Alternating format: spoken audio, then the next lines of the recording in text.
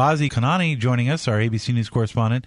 Tell us about the new measures that President Obama is putting forward to help ex-cons sort of reintegrate back into society. What is this new Ban the Box initiative?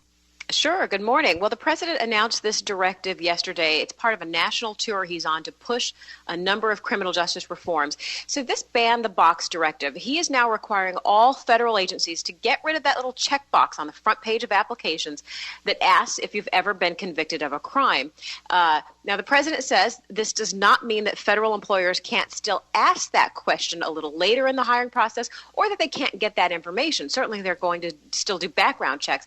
It just means that they have to ask that question a little later in the hiring process so that people who have been convicted of a crime, however big or however small, at least have the chance to get their foot in the door to make their case to an employer and to improve their chances of being able to find employment. You know, I like the concept, but my concern is as an interviewee, you get your hopes up, you think the guy likes you, you didn't have to talk about your criminal history, and then interview number 2 comes along and he says, okay, so we've gotten all that out of the way. Ever been in jail? And then, of course, the whole thing can fall apart. So any ideas on how his initiative will address that? I mean, eventually it does come out.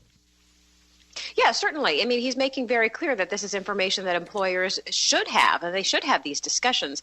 But he just thinks that too often it means that job applicants, even for something relatively minor, just, sort of get their resumes tossed, in the outbox, right, without actually having employers take a real look at their qualifications, their training, their education, the hard work they may have done in the years after being convicted to improve themselves and to try to reintegrate into society, into a life.